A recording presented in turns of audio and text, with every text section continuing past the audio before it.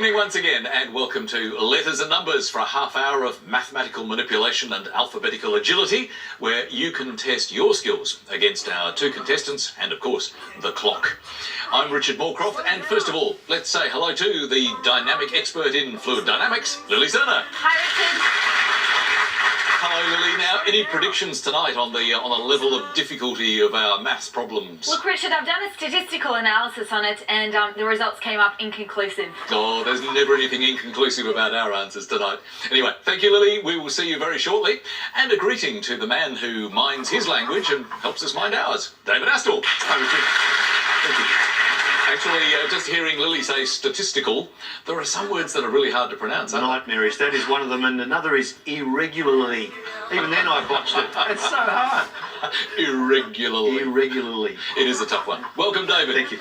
And to play Letters and Numbers tonight, we have our two contestants. First up, our carryover champion, financial modeller Liam Bastick, who's back for his fifth night on Letters and Numbers. Welcome, Liam. Good to see you back. It was a cliffhanger last night, right down to the conundrum, the final buzzer, but well done. Before you left the UK, you had a passionate involvement with some sporting activities. I did. As well as music, I have quite a passion for football, or soccer as it's called over here. And I actually got a job as a football reporter for Derby County. Just applied for it. It was a second job, and I loved it. Did it for 4 years, and it was a great wrench when I came to live in Australia, giving that up. And there's a real weird story to this, in that when I went to the Ashes match at the MCG, the person who sat next to me was actually out of the Barmy Army, had swapped with an Australian who wanted to go and be in the Barmy Army to see what it was like. And it turned out he'd actually taken over my job, would you believe it? No. Honestly, we thought about buying lottery tickets. What are the odds of that happening? Yeah. Great coincidence. Hopefully that'll be a good luck omen for you tonight. So welcome back, Liam. And ready to challenge Liam is Amanda Mendizza, a children's speech pathologist who's been collecting ornamental owls since the early 1980s. So Amanda, how many owls have you actually got? Probably pushing 300. They're pretty much confined to a cabinet, but some of them have strayed out to the courtyard and outside, and yes. They're flying the coop just a little bit. A few. Fascinating hobby. So a big welcome to both of our contestants, Liam Bastick and Amanda Mendizza. Top of the show, as usual, it is the letters game, and let's get things going. Liam, you are still our carryover champion. Please make the first selection. I'm still going to do what I always do. Lovely. Can I have a vowel, please? You can. Thank you, Liam. U. And another vowel, please. A. And another vowel, please. E. And a consonant, please. M. And another consonant, please. T. Keep them coming. Can I have another consonant, please? D. And another one, please. R. And another one, please. C. And another consonant. And finally S.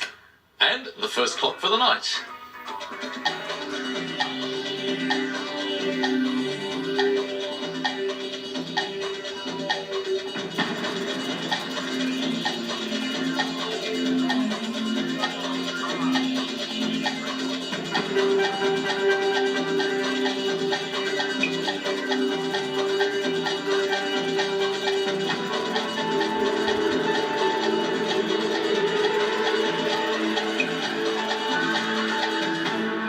How many, Liam? 6. And what about you, Amanda? Also 6. What was your 6, please? Stared, S-T-A-R-E-D. And yours, Liam? Creams. Creams and stared. Well, make me feel a little peckish there, Liam. Why not have some custard with your creams? And traducers is the 8 that I found. Traducers, T-R-A-D-U-C-E-S. It means to malign or slander. Interesting word. Thank you, David. But 6 points each. Good start for Liam and Amanda. Straight on to our second letter game for tonight, and this time, Amanda, it's your choice. What would you like? I'll have a consonant, thanks, Lily. Thank you, Amanda. Starting with a G. And another consonant. P. And a vowel. O. And another vowel. I. Consonant. R. Another vowel. A. I'll have another consonant. N. And another consonant. D. And we'll make the last one a consonant. And finally R. Thank you, Lily. Time starts now.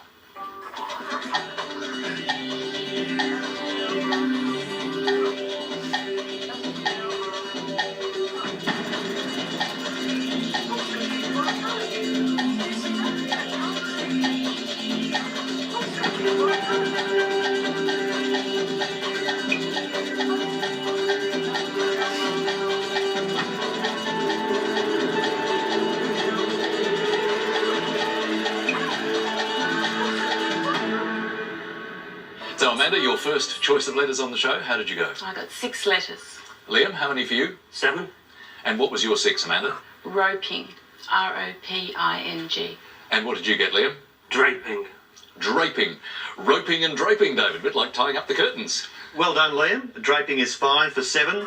And I found raindrop for a possible 8. Thank you, David. 7 points for Liam. Time to wrestle with a few mathematical challenges now and select some numbers. Now, Liam, you have been absolutely consistent in your number pattern selection.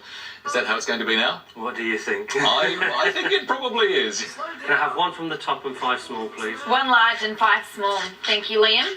You know, Liam, it makes my job a lot easier with consistency. So thank you. You're welcome. Our numbers are 8, 7, another 7, 1 and 9. And the large number is 25. And the target to reach 351. Thanks, Lily. 30 seconds to get there.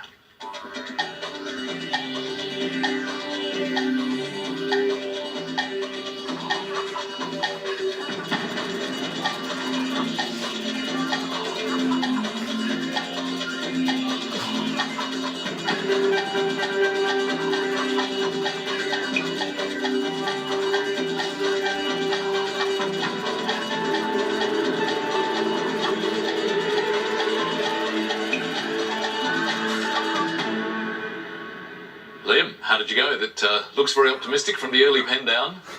Yes, I hope so anyway. 351. 351, right on target. What about you, Amanda? I only got 337. So, Liam, take us through your method, please. 7 plus 7 is 14. 7 plus 7 is 14. Multiplied by the 25 is 350. 350. Then 9 minus 8 times the 1 is the other one. Okay, 9 minus 8 gives you 1. Just to be tricky, gives you 351. Very well done, Liam. Absolutely on target, so the full 10 points to you. It was a good method, Lily. Was it the same method as you would have used? I think Liam was trying to throw me off the track. I thought he was going to add the 1. But no, it just made it that little tiny bit different. Yes. All right, well done, Liam. 10 points. That means Amanda is on 6. Liam is now on 23. As we move towards our first break of the night, and of course that means the first word mix for you, jab until. And this time the clue is could not be happier. Back very shortly.